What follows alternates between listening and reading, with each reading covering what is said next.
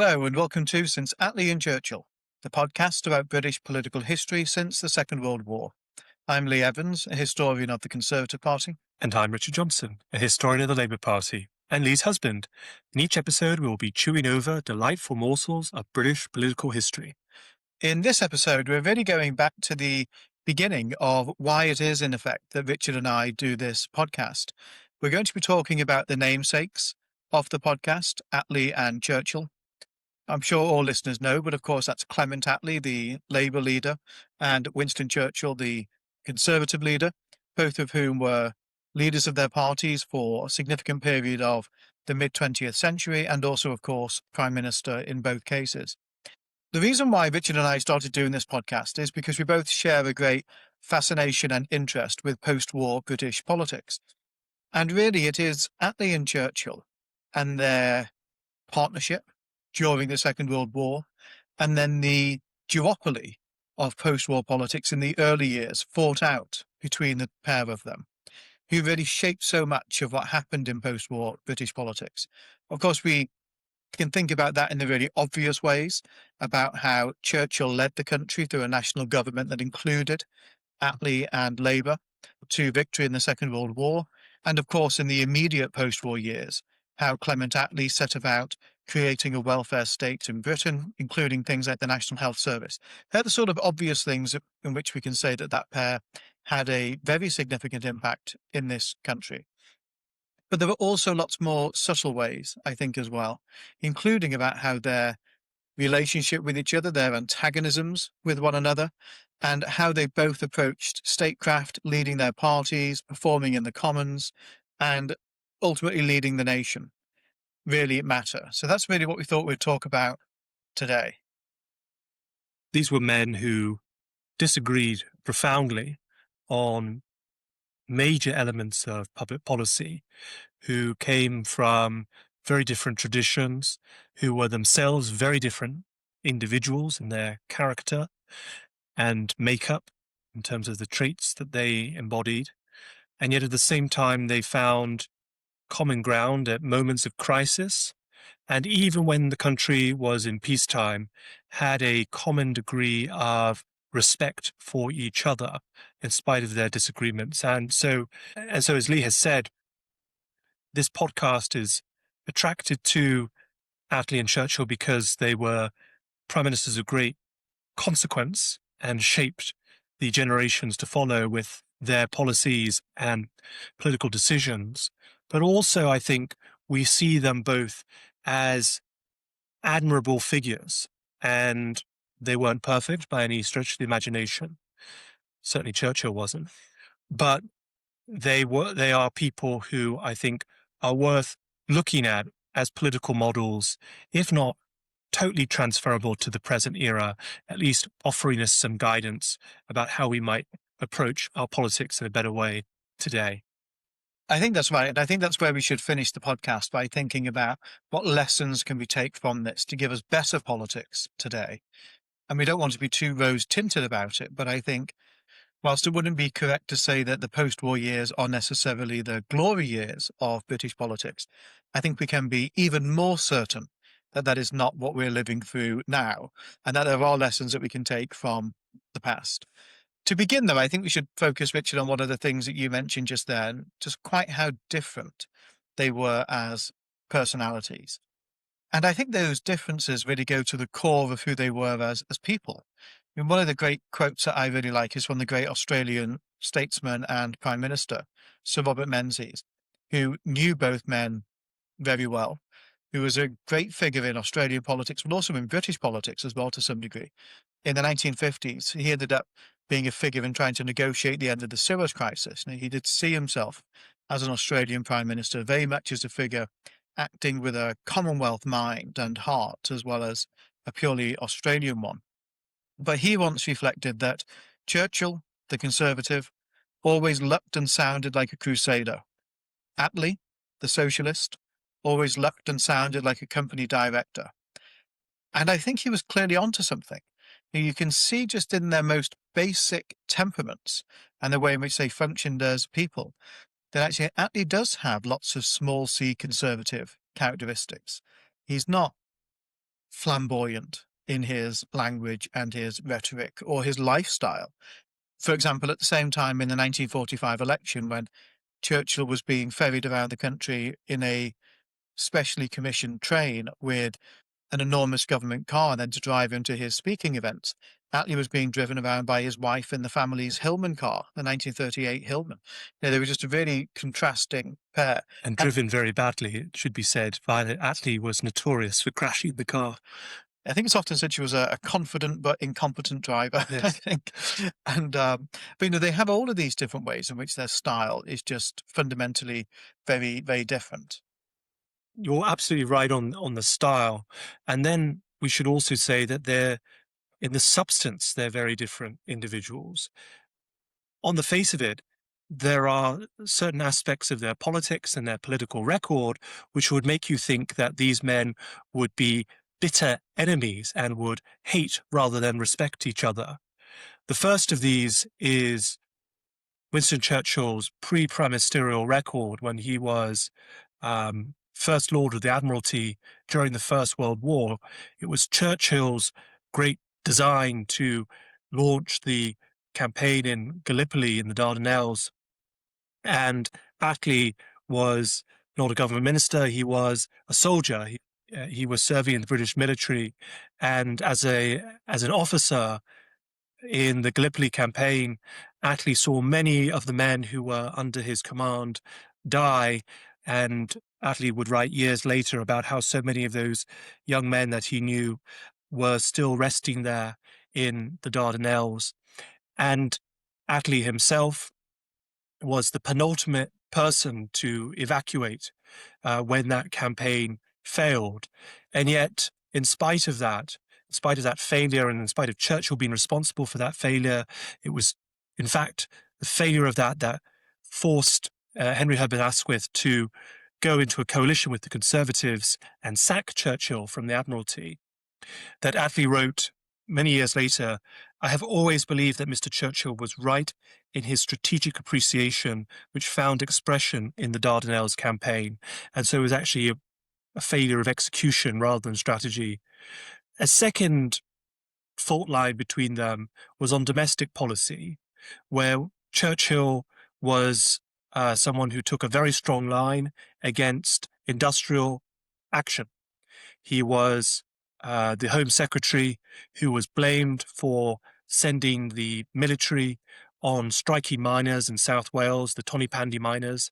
I can remember my grandmother, who was born in 1921, telling me that one of the reasons she never liked Winston Churchill was because she grew up being told about how wicked Mr. Churchill had been to the Tonypandy miners, and also for the actions that he took that brought about the general strike. Attlee, years later, would say that he never viewed Winston Churchill as someone who had a hatred for the working class. And then finally, just on a philosophical level, Attlee and Churchill had completely different imaginaries about what British politics should achieve. Attlee was a committed socialist, and in his obituary of Winston Churchill in 1965, Attlee wrote, "The only thing Winston Churchill had against me was that I was a socialist. He used to complain and complain about this quite bitterly at times, but I told him there was nothing he could do about it." I think that last point's particularly striking and maybe worth reflecting on a little bit. Churchill's anti-socialism, in some ways you can see it as being one of the constants of his life, with a couple of caveats I'll offer to that in a moment. Of course, he is famed for starting out as a Tory, for joining the Liberal Party, and then ending back up as a Conservative in the early 1920s, and then remaining as a Conservative for the remainder of his life. And even though it must have looked at the time like he was a person with very shifting politics, the golden thread, the consistent theme of Churchill's views at the time, and he really just didn't hold back in terms of what he was saying against them. So in May 1924, he was in Liverpool giving a speech to the Working Men's Conservative Association and Women's Unionist Federation joint meeting. And he said his gravest accusation against the Socialist Party is that they are deliberately and wantonly corrupting the character of the British nation. And I think with Churchill as well, you can see later on, for example, if you think about the 1945 general election campaign, One of the things that's really striking about that is that a lot of Churchill's criticisms are about the internal structure of the Labour Party and how that would sit with the British Constitution and the British system of governance. Now, he does have this antipathy with the Labour Party, but alongside that, he manages to maintain this respect for Attlee. And of course, a big reason for that, of course, is that they do have these 5 shared years of being in government together, the socialist and the anti-socialist, of course, rising to Britain's greatest 20th century challenge, the Second World War. And yes, and so I think all that background context is really important in understanding that when the Conservative government of Neville Chamberlain looks like it's about to collapse in May of 1940, this is obviously an extremely perilous time in the Second World War. France is falling, Britain is evacuating its troops from France at Dunkirk, and the fate of Britain seems in the balance. It could be that by the end of the year that Britain could be invaded by Germany, or at least that's a prospect on the line. And so the fate of the nation really is at stake there. And so on the 10th of May 1940, Neville Chamberlain summons Clement Attlee to Number 10, as well as Arthur Greenwood, his deputy, and asks will they join a coalition government with Chamberlain. And Attlee says, I have to ask the governing body of the Labour Party. This is part of the objections that Churchill has later.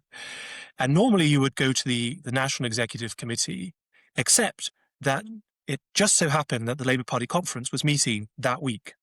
And the Labour Party conference is the sovereign body of the Labour Party. And when it's not meeting, that power is effectively delegated over to the NEC, but here Attlee could go straight to the conference and to the NEC at conference.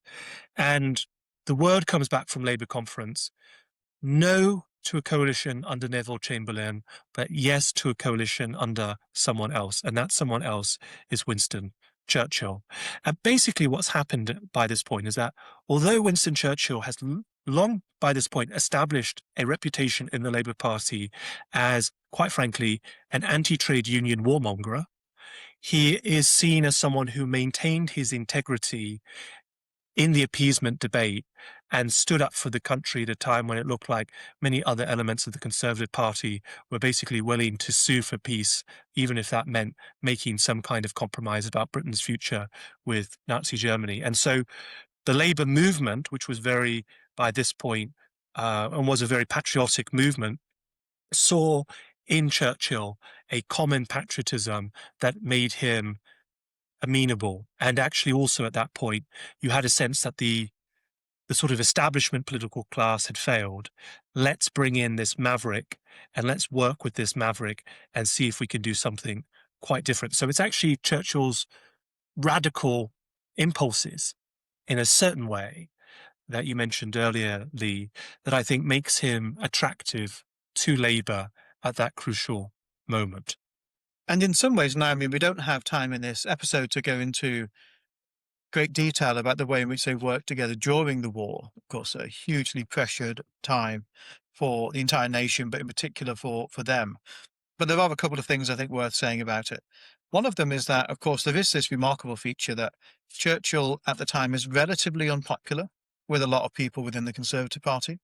So he has spent much of the 1930s basically being a bit of a troublemaker, dissenting and causing rebellions on issues such as India, of course, most famously on appeasement, an issue on which he's been vindicated. But nevertheless, just because you're right on something, it doesn't necessarily mean that the people with whom you disagreed have forgiven you. And there was certainly a lingering affection within the Conservative Party and the Parliamentary Party in particular for Neville Chamberlain, such that when the coalition government comes together, Churchill is not in the early months the leader of the Conservative Party. He sits outside of the Conservative leadership, which is still held until the October of that year by Neville Chamberlain, until Neville Chamberlain's grave ill health forces him from the role. He dies shortly thereafter. And then the role does ultimately get subsumed into Churchill's role as Prime Minister. But there was a brief period of time when he rather liked the idea of being the Prime Minister of a national government made up of multiple parties and not necessarily being the leader of any one of those parties, as sitting slightly outside of that partisan framework. That's a theme that I think we'll return to. But what I think we can read from that, alongside other things, is that Churchill was not necessarily the person who would have become Prime Minister if it was simply up to Conservative MPs to decide who should become Prime Minister. Attlee and Labour plays this crucial role in putting Churchill into number 10. And I think there is a dynamic in their relationship which leads to respect and, let's not overdo the sense of gratitude, but some sense of gratitude for how it ended up that Churchill and the national government came together. That it was as much a Labour creation as a Conservative one, in some ways, even more so. Yes, and that actually became a big part of the Labour Party's mythology about the Second World War for years later. In Michael Foot's 1979 speech, when Margaret Thatcher and the SNP put the vote of no confidence against the Labour government, Foot talks about how the Labour Party saved the nation in May of 1940. And the idea there is that it was Labour that put Churchill into government. And again, reflecting on my conversations to my grandmother about Churchill, she was a socialist and someone who didn't have much time for Churchill, but she believed that Churchill was the right man at that time. And she credited Labour with making him Prime Minister in 1940. Attlee reflected on this years later and was asked, did you not have doubts about Churchill, given his record, which was so controversial within the Labour movement? And Attlee said, I was convinced that whatever happened, the war had to be won first, that Winston was the man to handle the war, and that the leaders of the Labour Party could handle with Winston. Churchill could, quote, stand like a beacon for his country's will to win, to give it constant voice, and to translate it into action. And I think it's exactly that combination of factors, that it's Churchill who is the figure that can rally the country together, but also that he's not just words, he is also about deeds. And I think that was something that was actually very important to Churchill, was he was a man of words, and of course he wrote a great deal, and he loved to give speeches, and he's obviously very famous for his rhetoric, but these weren't just empty words. He also wanted to see words translated into action. You go back to the First World War, after the failure of Gallipoli, and he resigns from the cabinet, what does he do? He goes out onto the battlefront and actually becomes involved in the action of the First World War. So he was a man of both words and deeds, and that's something I think that Attlee really respected in him and saw that as the right combination of the Second World War. On that theme of respect as well, I do want to comment on something which I think is rather unfortunate, because a great many sayings and phrases are attributed to Churchill. Many of them are things that he didn't say, and lots of them are cutting barbs about Attlee. I think it's worth putting them in a bit of context and providing a bit of challenge to them. The bit of context is that from 1940 and the coming together of the national government, they are concurrently leaders of their party for the next 15 years. So they have the 5 years when they're in government together, and then there's the 6 years when Attlee is Prime Minister, then there's a period from 1951 to 55 when Churchill is in office, and then Churchill retires. Later on that same year, Attlee retires from the leadership. So they spend a long period of time leading their respective parties and in different positions. At one point, both together in government for a period of time when Attlee's in government, and then for a period of time when Churchill's in government, with the other opposing them in those periods. And so it's not always as if, this would be saying the obvious to lots of listeners, it's not always as if they're just there now in combination together and there's a great partnership that lingers. They do end up having this more adversarial relationship for the latter 2/3 of their concurrent leadership. And so there were plenty of times when there were barbs and criticisms and ill-tempered things and attacks that one might make on the other. And some of the most famous of those are things that are attributed to Churchill. Now, a couple of them we can just dismiss, in fact, altogether, because they're actually not things that there's any real evidence that Churchill said. They all remain quite funny, nevertheless. So occasionally it's attributed to Churchill, the phrase that Attlee was a sheep in sheep's clothing. Again, it's a great line, but it's not one of Churchill's. Another one that, again, is a pretty funny line is to say that an empty cab drew up at the Palace of Westminster and Clement Attlee got out. Again, also a good line and taps into this sense of contrast in the stature of the two men. Attlee's this rather slim and diminutive figure who, when, for example, he addresses a joint session of Congress at one time, is remarked upon as not really filling the space, not really occupying the platform in the way that Churchill had done when he, a man of much larger stature, probably not in an NHS approved way, does occupy a space and is, despite not being particularly tall, is somebody who sort of fills the venue in which he's speaking.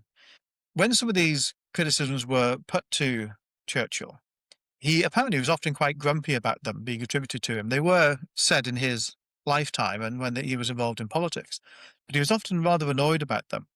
So he replied to Jock Colville, his private secretary, at one stage when he was asked about these comments. He said, "Mr. Attlee is an honourable and gallant gentleman and a faithful colleague who served his country well at the time of her greatest need. I should be obliged if you would make it clear, whenever an occasion arises, that I would never make any such remark about him, and that I strongly disapprove of anybody who does." There was one occasion after the war when Churchill is hosting a Conservative MP, the MP for Sevenoaks, so John Rogers, at Chartwell. And at some time, Rogers makes the remark of, quote, "silly old Attlee," and Churchill flips and basically says, if you talk about Attlee like that again, you will not be invited back to this house, and really puts him in his place. The one thing that we can say with greater confidence, though, that Churchill did say about Attlee, which is rather disparaging, is something that he said in conversation with Truman. This is when Churchill has lost the 1945 election. Of course, Attlee comes in. Attlee goes to Washington and meets President Truman in the White House, and shortly thereafter, Churchill makes his own visit to the United States.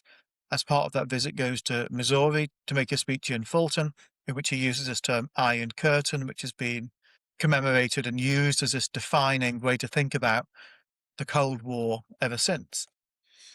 In one of his conversations with Truman, Truman describes Attlee as a rather modest man, and Churchill fires back with much to be modest about. But I think what we have there, really, rather than a damning attack on Attlee, is rather just an opportunity for wit that Churchill couldn't quite pass over. And actually, when you look at it, you see many more examples of these men praising each other, both in public and in private. So Attlee was, as many people in those days were, a great letter writer. Very sadly, when his wife Violet died, the same day she died, he went home from the hospital and burned all the letters they ever sent between each other. So we'll never see those letters. But we do have the letters that he wrote between himself and his older brother, Tom, and they were effectively sort of pen pals throughout their entire lives. And Clement Attlee writes to Tom Attlee in August 1941 on one of the occasions when Churchill is abroad and Attlee is deputizing in the House of Commons for Churchill as Churchill was often away and Attlee had to do this. And he writes, "I had to take the place of the PM last week. No easy thing to follow such an artist. I eschewed embroidery and stuck to a plain statement. It is no use trying to stretch the bow of Ulysses." Which in a sense, you see Attlee is recognizing his own stylistic differences. And in a sense, it's not a criticism of Churchill, it's a recognition that Churchill is a master of language in a way that he, Attlee, is not. On the other side, you can see Churchill writing approvingly of Attlee. So when, in February 1942, after the fall of Singapore, actually, I mean, we forget these things now, but there was pressure on Churchill to resign. Churchill didn't resign, but what he did do is he reshuffled his cabinet. And one of the things that he did do is he elevated a lot of the Labour people in the cabinet. And this is the time when he makes Attlee his official deputy prime minister. And Churchill writes about it later, that this was a change in form rather than fact, because Attlee had been his deputy from the very beginning. And Churchill said that Attlee's simple, steadfast loyalty amid such strains of war was invaluable. And Attlee writes about how he feels that Churchill was, in fact, more frank with Attlee than he was with other members of the Conservative Party, because Churchill had all these falling outs with the Conservatives in the 1930s. There was a certain level of distrust and animosity amongst them. Anyone who's a member of a political party might recognize that sometimes the bitterness is stronger within the tent than between tents. And so he felt that throughout the war, Churchill almost used him not quite as an agony aunt, but certainly someone that he could confide in and be honest with and be almost vulnerable with in some aspects during the war. And I think that was a bond that was very special between the two of them. I think we should come on to talk about the post-war years, because that necessarily changes their relationship. And of course, they fight 3 general elections against each other: 1945, 1950, and 1951. We've previously done a mini series on those general elections, which is available wherever you get your podcasts, or as one of the collections you can find on our Patreon. And what I wanted to offer up really as a view of how I think their post-war relationship worked, of this respectful animosity, is that I think in some ways, and there's a lot to unpack about it, they were people who could distinguish between the personal and the political. So they could distinguish between how they judged one another as people in terms of capacity, capability, morality, judgment, and general ability, as distinct from what the political positions that they held were. I think that's right. You can even see that in the war, where I don't want people to have the impression that Attlee was Churchill's lapdog and that Attlee did everything that Churchill wanted him to do. There were disagreements, of course there were, during the war, and occasionally Attlee would team up with other members of the war cabinet to try to prevent Churchill from doing things. There's one example where Churchill is very interested in invading the Azores Islands, and Attlee thinks this is not a good idea. It's too risky. It's not strategically very valuable, and so he teams up with Anthony Eden, and they basically kind of team up against Churchill. So this is not to say that Attlee and Churchill respected each other and had trust with each other is not to say that they agreed with each other on everything. And I think this is something, just to very quickly just take it back to our present moment just for a moment. I think that is there is a problem in our politics today where if people feel that they don't agree with someone, then they can't trust that person, or there's something, beyond the pale of that person, or that the relationship cannot be a strong relationship unless you agree with someone on everything. And I think what Attlee and Churchill show in the war is they can even disagree at this moment of crisis and still maintain that trust. I think that's right. And if we look at one of the moments where they had a bitter disagreement in some respects, or certainly when Churchill's language was highly intemperate and really quite accusatory about the sort of government that Attlee would lead, I think you can see a little bit of that. So during the 1945 general election, the most famous utterance that comes from Churchill is in the first Conservative radio election broadcast. There are 10 broadcasts from each of the 2 major parties in that campaign. Attlee only makes 1 of the 10 for Labour. Churchill makes 4 of the 10 for the Conservative Party. That is, of course, because a big thrust of the Conservative campaign is trying to bank the fact that Churchill led the nation through the war and earn a stamp of gratitude. But these speeches are not highly rated at all. And the first of them is a catastrophic blunder on Churchill's part. So he says as part of this broadcast, quote, "No socialist government conducting the entire life and industry of the country could afford to allow free, sharp, or violently worded expressions of public discontent. They would have to fall back on some form of Gestapo, no doubt very humanely directed in the first instance, and this would nip opinion in the bud. It would stop criticism as it reared its head, and it would gather all the power of the Supreme Party and the party leaders, rising like stately pinnacles above their vast bureaucracies of civil servants, no longer servants, and no longer civil." That's really rather nicely written oratory, but the use of that term Gestapo to describe a party that had for the last 5 years been in coalition with the Conservatives and with Churchill to win the war was, of course, highly, highly inflammatory. Years later, Tony Benn remarked, "If I was establishing the Gestapo, I would not have Clement Attlee at the head of it." Quite right, too. And what's really striking is that Attlee doesn't seem to have taken particularly great offence at it, but in fact saw it as an opportunity. So Attlee, when he made his broadcast leaped on the fact that Churchill had caused this great furore by using this term. And he said, in effect, I should you say this, but Richard, as the Labour spokesperson for the podcast. And just imagine this with a bit of passive aggression in Attlee's voice here.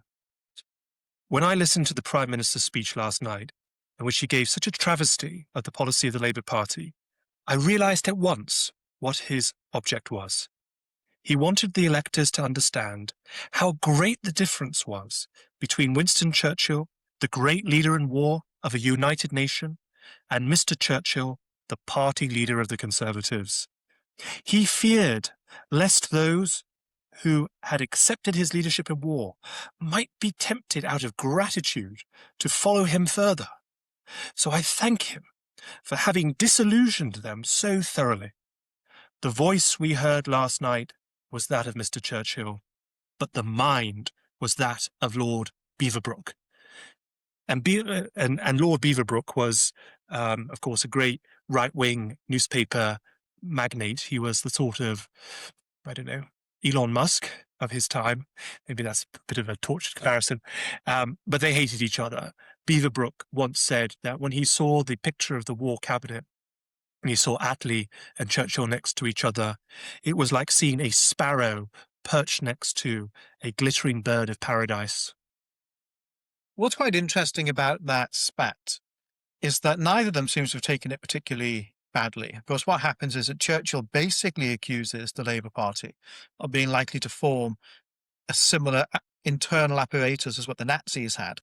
And in turn, Attlee slaps Churchill down in this incredibly effective way by needling at the distinction, which Churchill was very conscious of, both of them were very conscious of it, between Churchill as the national wartime leader, almost somebody above politics, in a way that basically no political leader ever is in Britain, because of this distinction between the dignified and the efficient parts of the constitution. That we have our royal family to sit above politics, and our politicians are in the scrap. Well, for Churchill at this period, there is a sense that he almost does sit above it, that he's aloof from partisan bickering. And Attlee exposes that his speech basically shows he's nothing more than a factional fighter, than a partisan leader, rather than just the wartime hero. In private and subsequently, Attlee would try to sort of almost explain it away by saying, Churchill didn't really mean it in his heart of heart. It was, he sort of described Churchill as an old-fashioned campaigner.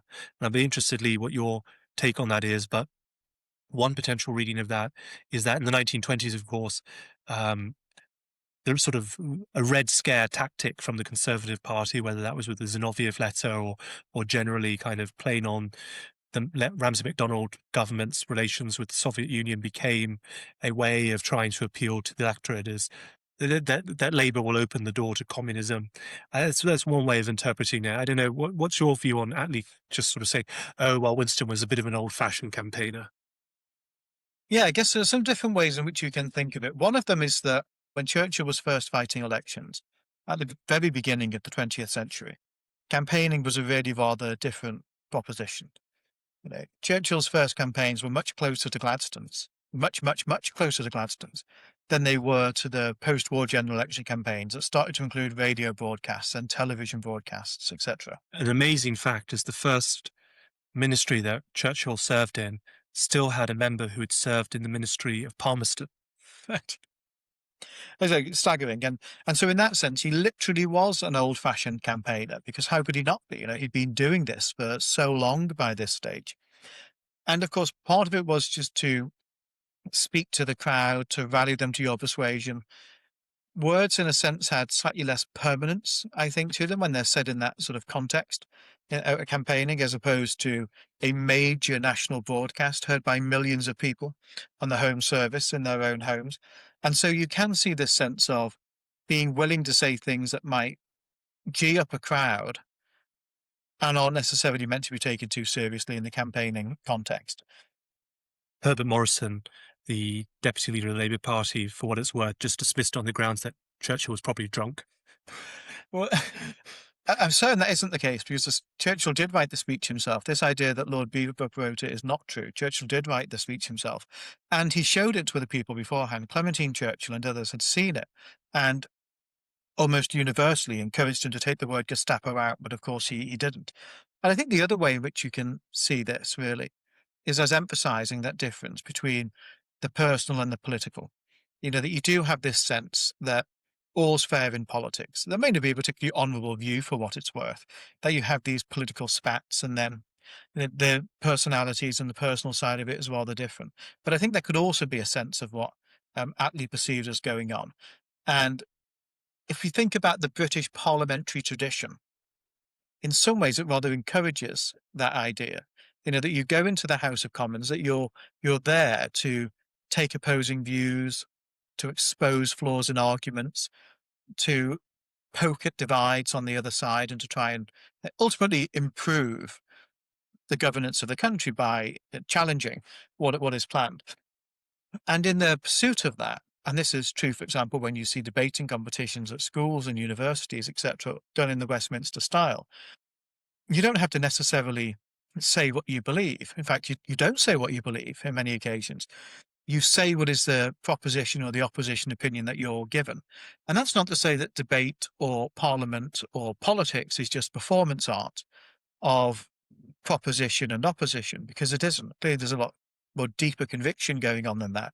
But there is some sense of that, I think, also going on at the same time. And therefore, you know, you don't necessarily take it as being too seriously.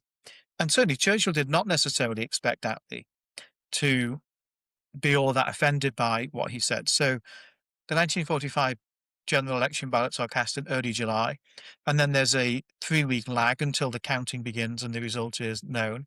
That's largely because of votes coming in from overseas, where servicemen are still fighting in the final parts of the Second World War.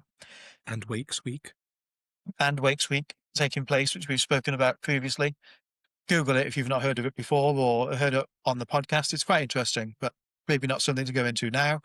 And it's during this 3-week interregnum between ballots being cast and counted that the Three Powers Conference at Potsdam begins to take place with Truman, with Churchill, and with Stalin.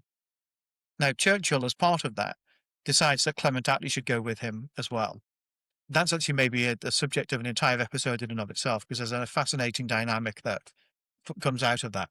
But the reason why I mention it is Churchill says to his personal physician shortly before they go to Berlin, where Churchill and Attlee will be reunited as part of the British delegation at Potsdam, quote, "We don't know whether we," that's Churchill and Attlee, "are on speaking terms until we meet again at Berlin.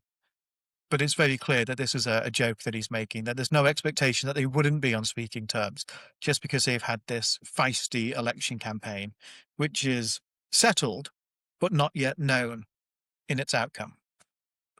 So after the election, this is now the first time that Attlee and Churchill are facing each other as Prime Minister and Leader of the Opposition, except for that brief period when the wartime coalition government ended in the May of 1945 and the election takes place in the July. So there's this brief period when Churchill is now the Conservative Prime Minister of a Conservative government.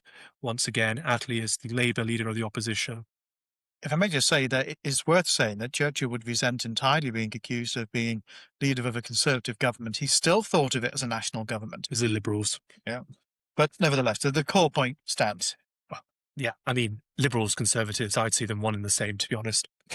But actually, so after 45, this is the first time really, now that you've properly established this relationship of Prime Minister and Leader of the Opposition, because you've got to remember, although Attlee was leader of the Labour Party from 1935 to 1940, Churchill did not become leader of the Conservatives until, as Lee said, actually during the war, when Neville Chamberlain died at the end of 1940.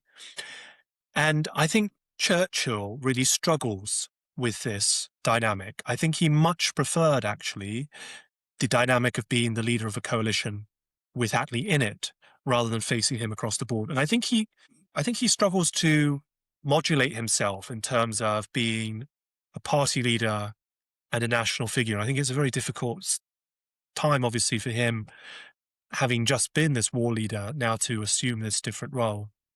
And so you see, on the one hand, the examples that Lee's given from the 1945 election, where Churchill, in some ways, careens into the position of partisan hack with his Gestapo speech. But on the other hand, when he's leader of the opposition, he can't understand why Labour is doing all of these things that the Conservatives don't agree with.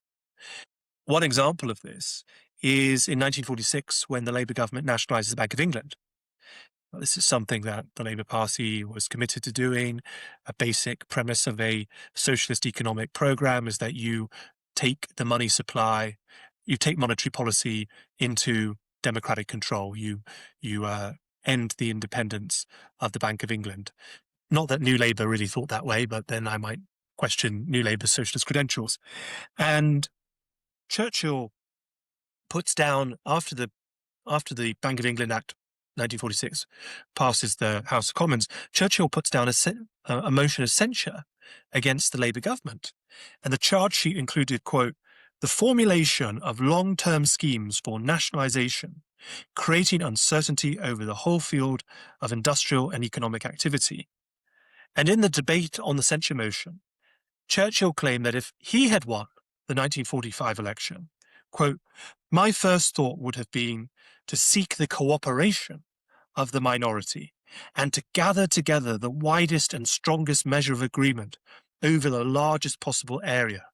In other words, he's saying what Labour should have done after that 1945 election is, rather than ram through its socialist economic programme, it should have gone to the Conservatives and said, what can we work on together?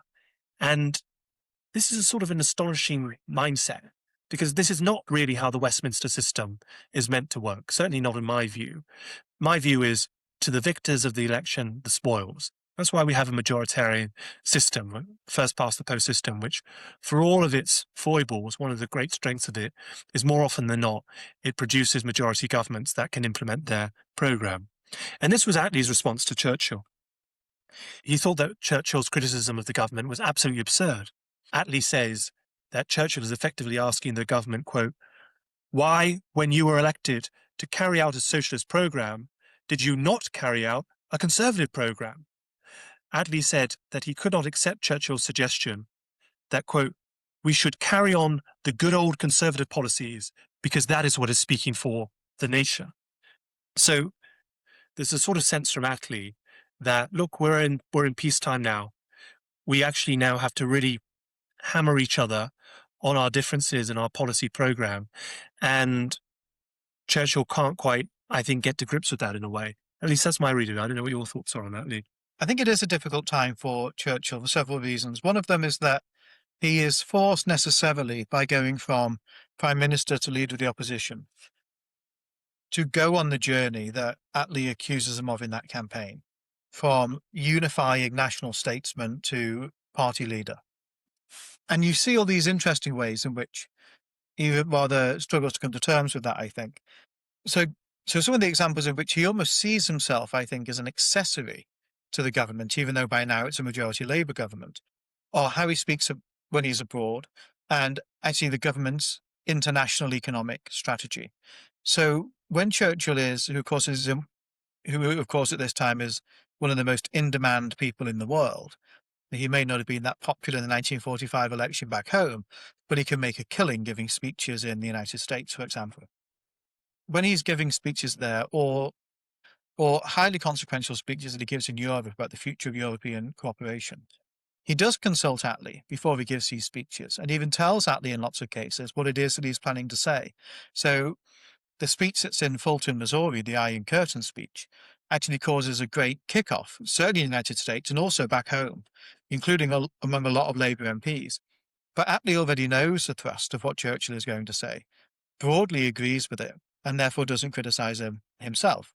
And so when it comes to what he's saying abroad, actually there's quite a lot of cooperation in that sense. And Churchill, it would be wrong to say that he's a spokesperson for the government, because he isn't. And he goes to great lengths to emphasise the fact that he is speaking in a personal capacity, but that there is some cooperation there with the government, and certainly designed not to be unhelpful.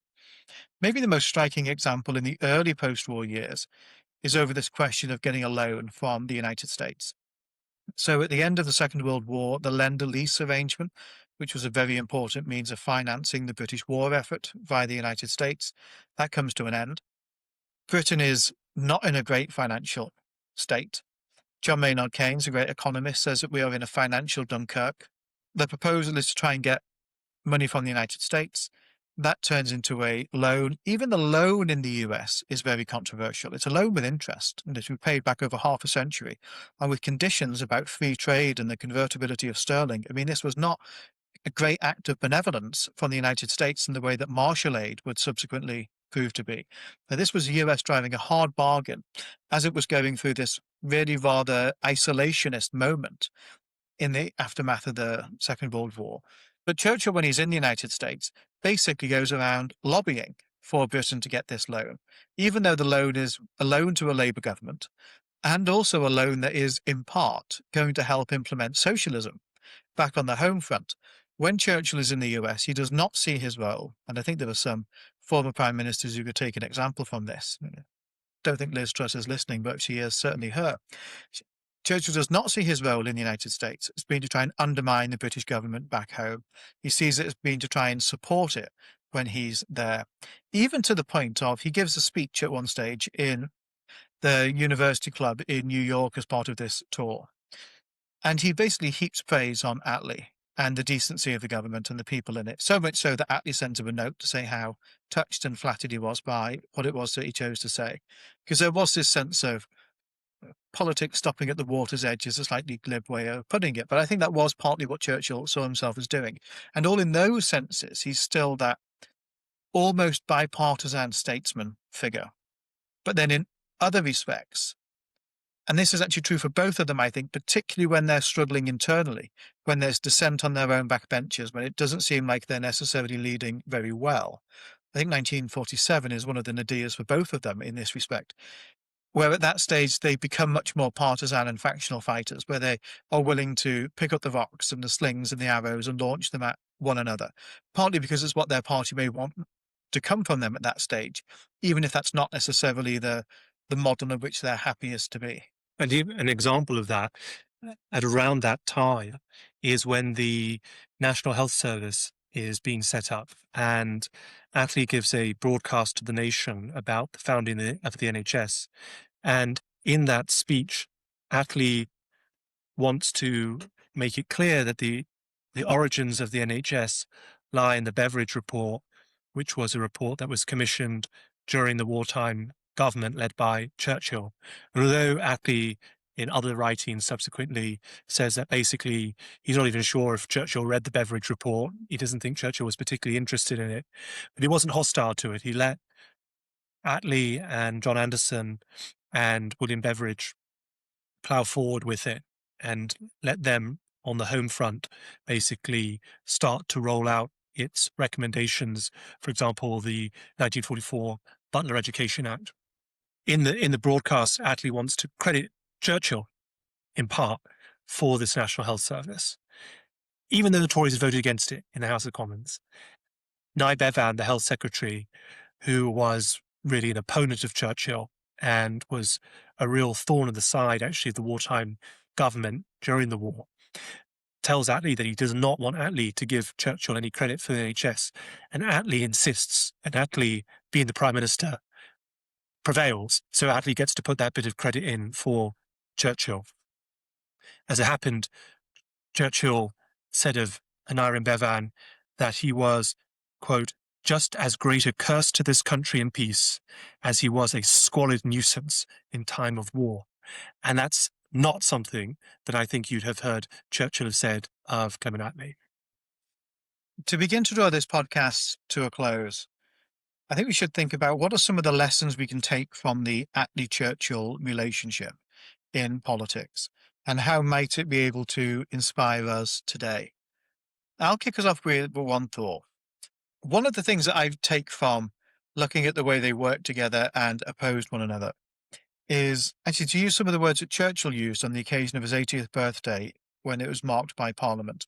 Churchill spoke about the underlying unity of national life. And I think there were too many who had a very good sense of that there was the political fight, of course, and that was hugely important. And they were both politicians for really the greatest part of their lives, and the vast majority of their lives he spent in inactive politics. But at the same time, I think they did have this sense of a unity of our national life and of the British people and of the British nation, which I think pinned them into at least a mutual respect for each other's belief of what would be in the national interest and was the pursuit of the national interest, which I think is very important and arguably represents a sense of good faith in politics, both acting in good faith and also expecting and treating others with good faith. That doesn't have to mean being overly twee and virtuous all the whole time in politics, but that I think is actually rather a healthy feature of political life. We began this podcast by talking about the differences between Attlee and Churchill. After we did that, I thought actually there are a few odd similarities. One being that they had the same nanny. Their nanny was a woman called Elizabeth Everest, and she'd been a nanny for Churchill, and then many years later, because there was an age gap between them, she was a nanny for Clement Attlee. And I suppose someone also critical, perhaps, of our emphasizing the differences between them might emphasize that they both came from well-to-do backgrounds. Of course, Churchill was the son of a duke. Attlee was the son of a wealthy solicitor who was the president of the Law Society. Both went to public school. But those similarities aside, as we've talked about, there were so many differences. But what I think are the more substantively important similarities between them actually comes down to fundamental similarities of outlook and character. After Attlee was Prime Minister, he wrote many commissioned pieces for newspapers and magazines as a way of earning extra income, which he was actually putting aside for his wife, but she predeceased him in the end. And in many of those pieces, he reflects on what he views as qualities in a good leader. Now, some of that is he's writing about other people and talking about their good qualities. Some of it's autobiographical. Sometimes he's writing about Churchill. But these are the qualities that I picked out from his post-prime ministerial writings. A good writer, a good leader, has a sense of duty, is a hard worker, is courageous, is able to adapt to new conditions, is pragmatic, is trusted, but is also trusting of others, is able to translate thoughts into deeds, and is motivated by core principles. And I think actually going down that list, all of those traits can be applied both to Attlee and to Churchill, even if they manifested them in quite different ways. And I just wanted to finish this episode by reflecting on what I think one of the most moving images of 20th century British politics, one which I'm sure Lee will put up on our Instagram page, which is the image of Clement Attlee in 1965 at the funeral of Winston Churchill. Churchill dies in January of 1965, and Attlee is invited to be an honorary pallbearer. Now, he's much too old and frail at this point to actually carry Churchill's coffin. He's 82, and he looks perhaps even older, but he walks in front of the coffin. As I said, he's old, he's frail. At one point, a chair has to be summoned so that he can sit down. There's this very moving image of Attlee and other political leaders, and they're standing up, but Attlee's sat there kind of hunched over on his cane, clearly quite exhausted from the whole affair. But Attlee, in doing that, wanted to, I think, show that fundamental respect for those character traits, for the leadership and service that Churchill gave. And that, I think, was perhaps one of the finest tributes that he could have given, beyond the words of his obituary that he wrote for Churchill, but in, once again, not just words, but his deeds. We finish, as always, with a discussion of some books that we've been reading. Richard, why don't you go first? Well, I would recommend for listeners of this podcast, if you enjoyed it, to get your hands on a book called Attlee's Great Contemporaries, The Politics of Character. It's a book that's edited by the late Labour MP Frank Field. It contains in it an afterword by our beloved retired Queen Mary colleague, Professor Peter Hennessy. And this book is a collection of those post-prime ministerial essays that I said Attlee wrote in the 1950s and 1960s. And Attlee was writing these essays right up until a few months before he died. I think the final one in this volume is in September of 1966, and Attlee dies in 1967. They are brilliant insights into Attlee's worldview.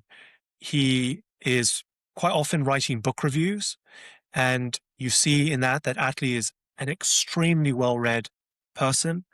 He talks about how in the First World War, when he was in the trenches in France or when he was in Gallipoli, to keep himself going, he tried to recite 100 lines of poetry at a time in his head to keep him going. And you can see that in the way that he writes about these books and authors. But also it captures something about his waspish characteristics. He's quite catty, as you could hear in the Gestapo response to the Gestapo speech. But also you can see where he admires political leaders and political figures, and there's quite a bit on Churchill in this as well. So Attlee's great contemporaries, The Politics of Character, essays by Clement Attlee and edited by Frank Field. Well, and this week I wanted to mention a novel that I read recently called Swimming in the Dark by Tomasz Jadwowski. So late last year, Richard and I went to Poland, and it's the first time I'd ever been to Poland. We were in Krakow, and I became quite interested in the history of the country. And at the time when we were there, I read a general history of Poland. And of course, it's a country, the history of which is laden with tragedy and division and often being overrun by its neighbours. In fact, one of the things which happened in that transition period between Churchill and Attlee in 1945 at Potsdam is basically the suppression of Poland by Russia to its east, something which both of them regretted but felt they were unable to do anything about. And this is a novel which is set in the 1980s, and it's basically it's a romance, but that's actually the least interesting thing about it, really. I think the more interesting bit about it is how it's a story in part of somebody who grows up in the final years of the Polish People's Republic, the communist government of Poland, but flees to New York and is watching events as they unfold in the 1980s back here in Poland. It's really quite captivating the way it's written. It's quite an engrossing story about the way in which the Communist Party operates and how people with affinities between themselves but with differing views on it approach those issues and reconcile themselves to the conclusions that they've come to about them. The book is often promoted as being in Dua Lipa's book club, but don't let that put you off. That very nearly put me off to the point of not reading it at all. It's relatively short. I think it's well written. I think the stuff about Poland in this period is really well done, and certainly added a little bit to my education about Polish history, of which I've only really scratched the surface and ought to continue. We'll have links to the chosen books in our show notes, but that's all for this episode of Since Attlee and Churchill. As ever, if you enjoy the podcast, we'd be thrilled if you left us a positive review wherever you get your podcasts from. And you can also enjoy the podcast ad-free and hear some bonus episodes on our Patreon. We'll be back on Thursday with our next installment of Matters of Interest. We'll see you then. Thanks very much.